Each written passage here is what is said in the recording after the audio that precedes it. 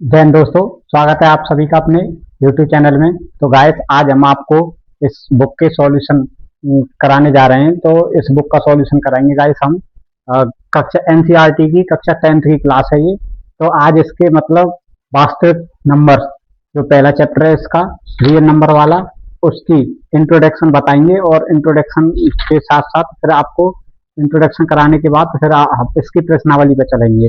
तो छोटे छोटे वीडियो के माध्यम से हम आपको इस चैप्टर को कराएंगे कि आप सुनिए कि मतलब हम इस चैप्टर में कौन कौन से पॉइंट्स को क्लियर करने वाले हैं। तो वह पॉइंट अब मैं आपको बताने वाला हूँ और अभी कराने वाला हूँ, और उन्हीं पे बात करते हैं।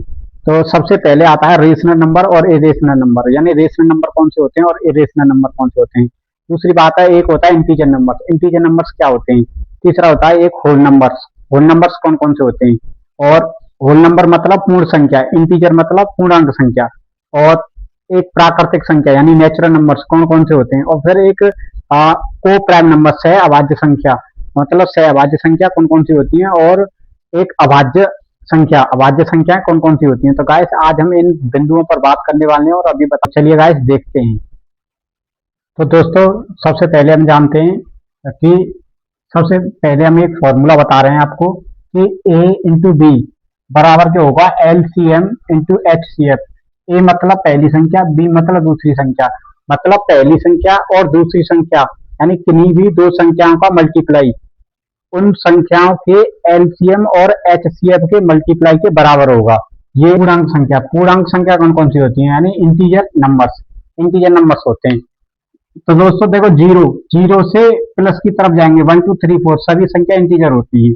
और जीरो से माइनस की तरफ जाएंगे तो सभी संख्या इंटीजर होती हैं। तो अब बात आती है कि all numbers are integer numbers. हाँ, तो गाइस सभी संख्या कौन सी होती है, इंटीजर। कोई भी संख्या सही, चाहे होल नंबर सही, चाहे नेचुरल नंबर सही, चाहे इवन नंबर सही, चाहे प्राइम नंबर सही, चाहे सम संख्या सही, चाहे विषम संख्या सही, सभी संख्या कैसी होती है, इंटीजर होती है। तो गाइस दूसरी बात आती है सह अभाज्य संख्या। सहभाज्य मतलब को प्राइम नंबर्स, जिन दो संख्याओं का एचसीएफ एक हो, यानी कोई ऐसी दो संख्या जिनका एचसीएफ यानी महत्तम समावर्तन, महत्तम समावर्तन कितना आना चाहिए, एक आना चाहिए। तो वो संख्या आपस में कौन सी होंगी, को सहभाज्य संख्या होंगी। दूसरी पूर्ण संख्या, पूर्ण संख्या मतलब होल नंबर। होल नंबर कौन कौन से, जीरो से स्टार्ट होते हैं, 1 2 3 4 5, यानी डॉट डॉट डॉट इन्फिनिटी तक चलते हैं, यानी जीरो से स्टार्ट होकर के कहां तक चलते हैं, इन्फिनिटी तक। प्राकृतिक संख्या नेचुरल नंबर्स, प्राकृतिक संख्या एक से स्टार्ट होते हैं, 1 2 3 4 5 6 डॉट डॉट डॉट इन्फिनिटी तक चलते हैं। होल नंबर्स जीरो से स्टार्ट होते हैं और नेचुरल नंबर्स एक से स्टार्ट होते हैं। अभाज्य संख्या, अभाज्य संख्या कौन कौन सी होती है, यानी प्राइम नंबर। प्राइम नंबर की पहचान होती है जिन संख्याओं के केवल दो गुणनखंड होते हैं, यानी कोई भी ऐसी संख्या जिनके दो गुणनखंड हो, वो कौन सी संख्या कहलाएगी, जैसे अभाज्य संख्या कहलाएगी। अब बात आती है गुणनखंड। जैसे एग्जाम्पल में कुछ संख्या मैंने लिख दी है, 2 3 5 7 11 13 17 या 19। तो ये कह रहा है कि गुणनखंड, गुणनखंड कैसे, गुणनखंड क्या होते हैं, यानी गुणनखंड का मतलब होता है उस संख्या में किसी संख्या से भाग लगना। जैसे दो, दो में किस किस का भाग, दो में एक तो एक का भाग जा रहा है, और दो में किसका भाग जा रहा है, दो का जा रहा है, और किसी संख्या का जा रहा है, नहीं जा रहा। तो मतलब ये कैसी होगी, इसके दो गुणनखंड हो गए, यानी कि कितने, दो के फैक्टर कितने हो गए, एक और एक, दो। दो के गुणनखंड कितने हो गए, 1, और कितने हो गए, 2। यानी कि इसी तरीका से 5 5 7 7 1। अब देखो 13 11 में किसका भाग जाएगा, एक तो 11 का जाएगा और एक 1 का जाएगा। तो ये फैक्टर होते हैं, यानी गुणनखंड होते हैं। गुणनखंड कितने होने चाहिए, दो गुणनखंड होने चाहिए अभाज्य संख्याओं के लिए।